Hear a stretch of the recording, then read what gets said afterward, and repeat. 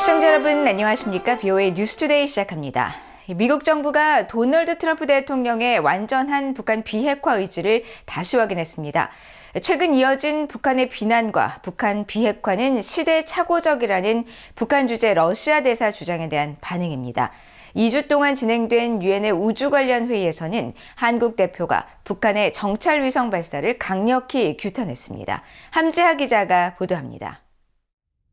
최근 북한은 미국 핵 추진 잠수함 알렉산드리아함의 부산 입항을 두고 담화를 통해 미국의 대조선 대결 광기의 집중적 표현이라고 비난하며 반발했습니다. 또 알렉산드로 마체고라 북한 주재 러시아 대사는 러시아 언론과의 인터뷰에서 미국이 아직까지 북한 비핵화를 바라는 것은 시대착오적인 접근법이라고 주장했습니다. 미국 국무부 대변인은 이와 관련한 BOE의 논평 요청에 트럼프 대통령의 분명한 입장을 다시 밝혔습니다. 트럼프 대통령은 북한의 완전한 비핵화를 추구할 것이라고 밝혀 북한 비핵화에 대한 트럼프 행정부의 원칙을 재확인한 것입니다. 앞서 지난 7일 트럼프 대통령은 이시바 시게루 일본 총리와의 정상회담을 가졌으며 이후 발표한 공동성명에서 두 정상은 북한의 핵과 미사일 프로그램에 대한 심각한 우려를 표명하고 북한의 완전한 비핵화에 대한 확고한 의지를 재확인했다고 밝혔습니다. 일각에서는 최근 트럼프 대통령이 북한을 뉴클리어 파워라고 언급한 것을 두고 미국이 북한과 군축 협상에 나설 수 있다는 관측이 제기됐었지만 국무부는 북한 비핵화에 대한 트럼프 행정부의 원칙을 확인한 것입니다. 이런 가운데 유엔 오스트리아 빈 사무국에서 지난 3일부터 개최된 우주의 평화적 이용에 관한 유엔위원회 회의가 2주간의 일정을 마치고 14일 폐막했습니다. 과학기술 소위원회가 주관한 이번 회의에서 미국과 한국 등 각국의 항공우주기관과 외무부 대표단은 우주의 평화적 이용 방안을 놓고 의견을 교환했습니다. 특히 한국 대표단은 회의 첫날인 3일 북한의 군사 정찰 위성 발사를 강력히 규탄했습니다. Let me continue my statement with expressing the Republic of Korea's grave concern over North Korea's declaration in December 2023 to launch additional military reconnaissance satellites.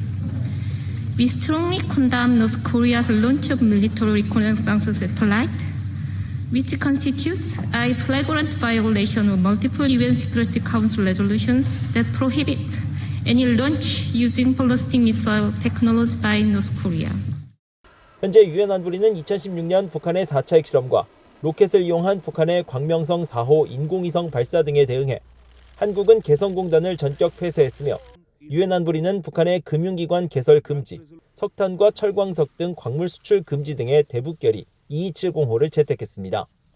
북한은 그러나 2023년 5월부터 2024년 5월까지 다시 4번에 걸쳐 정찰 위성 발사를 시도해 이 중 한 차례 성공하기도 했습니다. 우주의 평화적 이용에 관한 유엔위원회는 우주공간의 평화적 이용에 관한 국제협력을 증진하고 외기권 탐사에 수반되는 법적 규범을 창설하기 위해 1959년 창설됐습니다. 현재 미국과 한국, 중국, 러시아 등 100여 개국이 활동하고 있지만 북한은 참여하지 않고 있습니다. BOE 뉴스 함재하입니다. 미국 하원에서 북대서양조약기구 나토의 집단 방위 중요성을 강조하는 결의안이 발의됐습니다. 북한, 중국, 러시아 등 권위주의 세력의 협력이 민주주의 질서를 위협하고 있다고 경고하면서 이에 대한 대응을 위해 나토의 집단 방위가 필요하다고 강조했습니다. 조상진 기자가 보도합니다. 미국 하원 외교위원회에서 13일 발의된 결의안입니다. 외교위원회 민주당 간사인 그레고리 믹스 의원이 대표 발의하고 빌리 키팅, 제럴드 코널리, 스테니 호이어 등 민주당 외교위 소속 의원들이 공동 발의한 이번 결의안은 북한 등 권위주의 세력의 위협에 대응하기 위해 나토의 중요성을 재확인하고 집단 방위 의무를 강조하는 내용이 핵심입니다.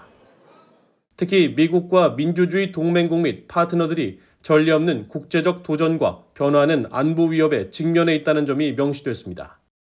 이어 러시아와 중국, 이란, 북한과 같은 권위주의 정권들이 정치, 경제, 안보 분야에서 협력을 강화하며 민주적 원칙을 훼손하고 민주적 제도에 대한 불신을 조장하고 있다고 지적했습니다. 그러면서 이에 대응하기 위해 북대서양 조약기구 나토와 나토 조약 제5조의 집단 방위 의무의 중요성을 강조했습니다. 제5조 집단 방위에 대한 미국의 약속은 악의적 영향력을 확산시키려는 러시아와 중국, 북한, 이란 등 적들에 대한 미국의 억지력 강화라고 밝혔습니다. 또 제5조 공약이 보장하는 동맹 간 결속력은 집단 방위와 민주국가들의 안정성을 위협하는 요소에 맞서 강력한 방어를 구축하는 역할을 하며 적대 세력의 악의적 영향력과 기술 확산, 불안정 조성에 대응하는 방벽 역할을 한다는 점도 분명했습니다. 결의안은 또 러시아, 중국, 이란, 북한 등 적대 세력의 위협이 계속 진화하고 있다는 점을 감안해 나토 동맹국 간의 첨단 국방기술, 방첩, 사이버 보안 프로그램에 대한 조정과 협력이 중요하다고 밝혔습니다. 아울러 나토 동맹국들이 국방비 지출을 국내 총생산 대비 최소 2%로 증대할 것을 강조하며 방위력 강화를 위한 동맹국들의 책임을 촉구했습니다.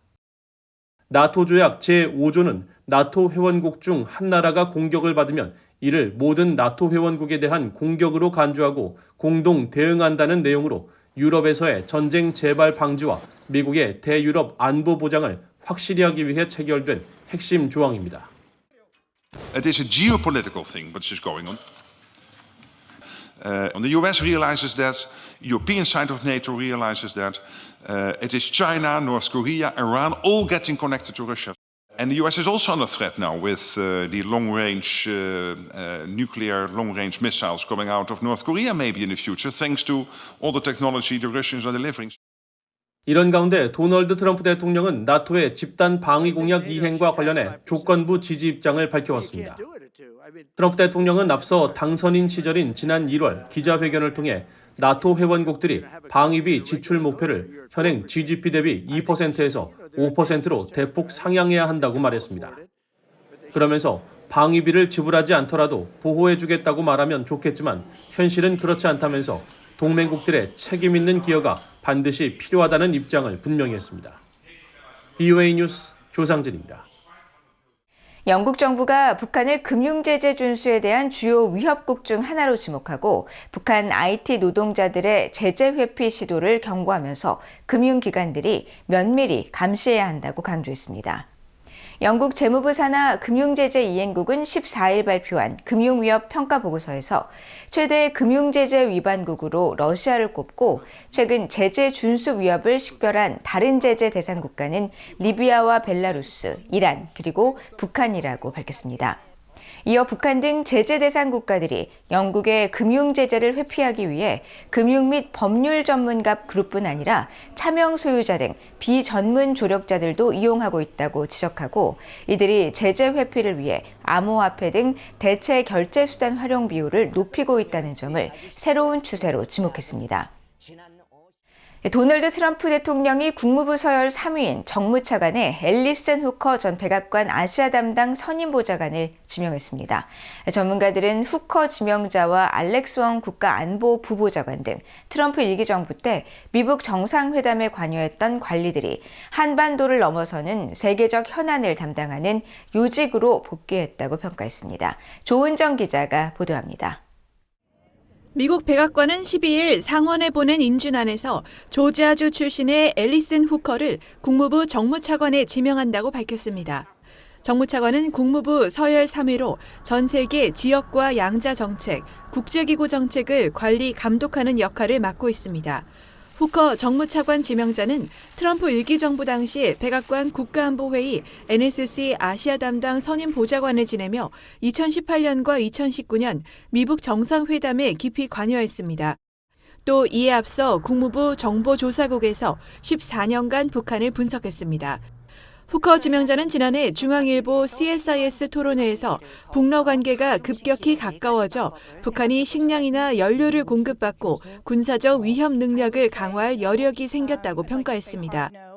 또 북한이 중국에 대한 의존도를 줄이기 위해 러시아에 더 기대고 있는 것으로 해석할 수 있다며 미국이 북한 문제에서 중국의 역할을 요청하는 것은 반대한다는 입장을 밝혔습니다. I don't think that we should be calling on China to help us with North Korea because of the leverage issue that I just mentioned, and because China, I think, will try to exact some cost from us for cooperating in North Korea.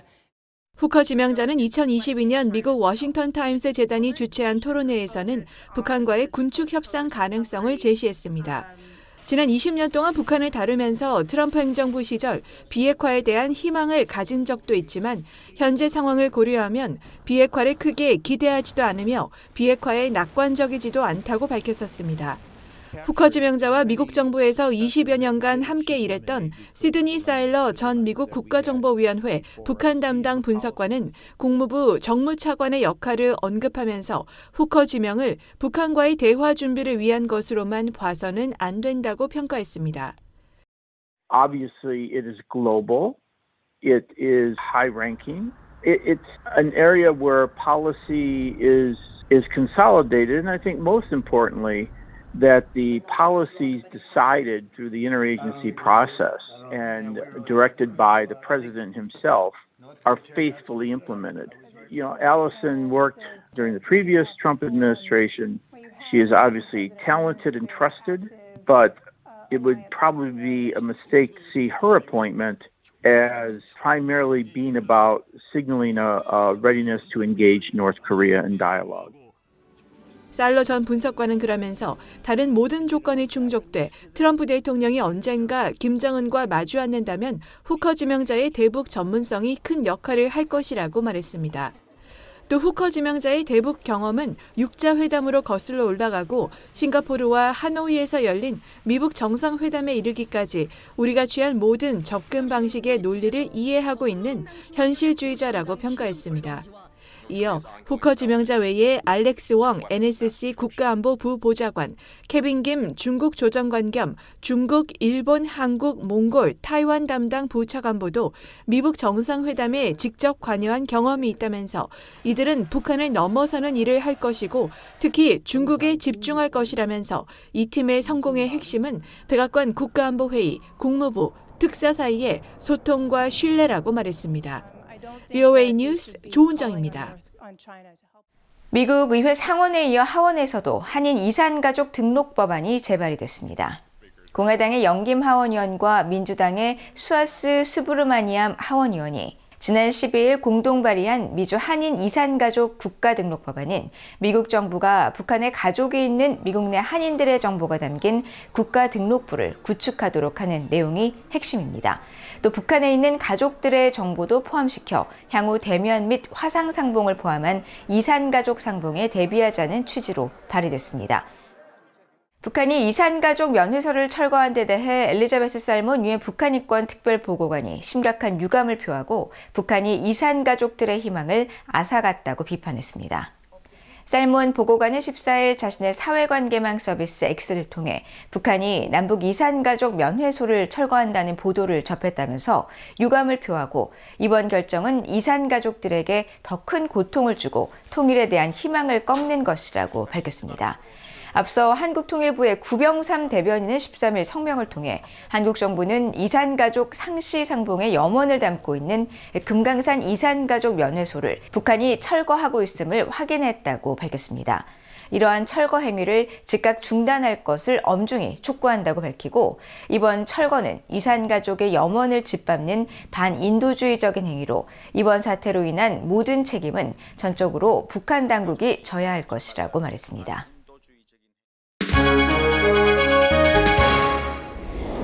국제뉴스입니다. 도널드 트럼프 미국 대통령이 러시아 또 중국 정상과의 핵군축 대화를 제안했습니다. 트럼프 대통령은 13일 백악관에서 기자들에게 비핵화가 집권 2기 목표 중 하나라고 밝히고 블라디미르 푸틴 러시아 대통령 그리고 시진핑 중국 국가주석과 핵 군축 관련 대화를 나누기를 원한다고 말했습니다. 트럼프 대통령은 이어 세 나라가 세상을 50번, 100번 넘게 파괴할 수 있을 만큼 이미 너무 많은 핵탄두를 보유하고 있다면서 핵무기를 더 만들 이유가 없다고 지적했습니다. 또 미국과 러시아에 이어 중국도 5, 6년 안에 비슷한 수의 핵탄두를 갖게 될 것이라면서 푸틴 대통령, 시 주석과의 양자 및 3자 대화 등을 통해 핵 군축과 관련한 대화를 너무 멀지 않은 미래에 시작할 수 있길 희망한다고 밝혔습니다. 미국과 러시아는 지난 2010년 신전략무기 감축협정 뉴스타트를 체결했습니다. 이 협정은 양국의 실전 배치 핵탄두를 각각 1,550개 이하로 제한하고 각종 탄도미사일과 전략폭격기 등 핵투발 수단을 700개 이하로 줄이는 것이 핵심 내용이며 내년 2월 4일 만료될 예정입니다.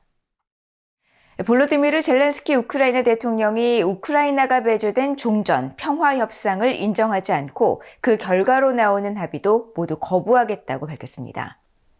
젤렌스키 대통령은 13일 기자들에게 우리는 독립국가로서 우리 없이 이루어진 어떤 합의도 받아들일 수 없으며 이 점을 우리의 파트너들에게 매우 분명하게 알렸다고 밝혔습니다. 이어 우크라이나와 관련된 모든 양자 협상, 즉 다른 주제가 아닌 오직 우크라이나에 관한 양자 협상이 우리 없이 진행된다면 인정하지 않을 것이라고 강조하고 협상은 러시아와 미국 간의 양자 대화로 진행되는 것은 푸틴의 계획대로 흘러가는 것이므로 이를 막는 것이 중요하다고 강조했습니다. 칼라스 고위 대표는 13일 벨기에 브뤼셀 북대서양조약기구 나토 본부에서 열린 회원국 국방장관 회의에서 도널드 트럼프 미국 대통령이 블라디미르 푸틴 러시아 대통령과 우크라전 휴전 협상을 시작하겠다고 밝힌 점을 지적하면서 이같이 말했습니다. 칼라스 고위 대표는 특히 왜 협상이 시작되기도 전에 러시아가 원하는 모든 것을 주고 있느냐면서 이것은 유화책이고 결코 효과가 있었던 적이 없다고 지적하고 우리 뒤에서 맺어진 어떠한 합의도 효과가 없을 것이 분명하며 어떤 합의에서도 우크라이나와 유럽이 그 일부가 되어야 할 필요가 있다고 강조했습니다. 앞서 트럼프 대통령은 12일 푸틴 러시아 대통령과 전화 통화를 해 우크라이나 러시아 전쟁을 끝내기 위한 협상을 즉각 개시하기로 합의했으며 이후 전화회담을 한 젤렌스키 대통령도 푸틴 대통령과 마찬가지로 평화를 원하는 것을 확인했다고 밝혔습니다. 도널드 트럼프 미국 대통령이 각국에 상호주의적 관세를 부과하는 행정명령에 서명했습니다. 트럼프 대통령은 13일 대통령 집무실인 백악관 오벌 오피스에서 행정명령에 서명한 직후 우리는 기울어진 운동장이 아닌 평평한 운동장을 원하며 상호 관세를 통해 무역관계에서 공정성을 회복시킬 것이라고 밝히고 어느 나라든 면제나 예외를 기대하면 안 된다고 강조했습니다. 상호관세는 미국산 제품에 관세를 부과하거나 비관세 장벽으로 비용 부담을 주는 모든 나라에 동등한 수준의 관세를 매기는 내용입니다. 미국 행정부 고위당국자는 이날 브리핑을 통해 개별 무역국의 특성을 고려해 맞춤형 상호관세를 부과할 것이라고 말하고 국가별 맞춤형 상호관세를 결정할 때 미국 제품에 대한 관세, 차별적 세금 등 5가지 사항을 고려할 것이라고 밝혔습니다. 또 중국 공산당 같은 전략적 경쟁자든 유럽연합 EU와 일본, 한국 같은 동맹이든 상관없이 모든 나라가 각기 다른 방식으로 우리를 이용하고 있다고 주장하면서 트럼프 대통령은 이것을 상호주의 교역의 결핍으로 규정한다고 강조했습니다. 이와 관련해 한국의 최상목 대통령 권한대행 부총리 겸 기획재정부 장관은 14일 관련 부처 회의에서 미국 측의 핵심 관심 사항을 파악하고 관계 부처가 태스크포스를 구성해 우리의 취약점과 비관세 장벽 등을 면밀히 점검해야 한다고 밝혔습니다. 일본 정부 대변인인 하야시 우시마사 관방장관도 기자들에게 이미 미국 측과 소통을 개시했으며 앞으로 발표될 조치들의 구체적 세부안과 그로 인한 영향을 면밀히 검토하면서 적절히 대응해 나갈 것이라고 밝혔습니다.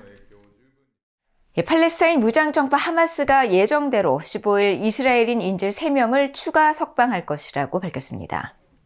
하마스는 13일 성명을 통해 이같이 밝혔으며 이어 압둘 라티프 알카누 하마스 대변인도 AP통신과의 전화통화에서 이 같은 사실을 확인했습니다. 앞서 하마스는 지난 10일 이스라엘이 가자 주민 복귀 방해 등 휴전 합의를 위반했다며 15일로 예정된 인질 석방을 무기한 연기한다고 밝혔습니다. 이에 대해 베냐민 네타냐후 이스라엘 총리는 하마스가 인질을 석방하지 않을 경우 휴전 합의는 파기될 것이며 가자에 대한 공격을 재개할 것이라고 경고했으며 도널드 트럼프 대통령도 15일까지 인질들이 돌아오지 않는다면 휴전 합의가 취소되고 가자 지구에 지옥이 펼쳐지게 될 것이라고 경고했습니다. 이스라엘과 하마스는 지난달 19일 휴전 발효 이후 각각의 수감자와 인질들을 단계적으로 맞교환해 왔으며 하마스가 아직 억류하고 있는 인질은 73명입니다. 이상으로 BOA 뉴스투데이를 모두 마칩니다. 시청해주신 여러분 고맙습니다.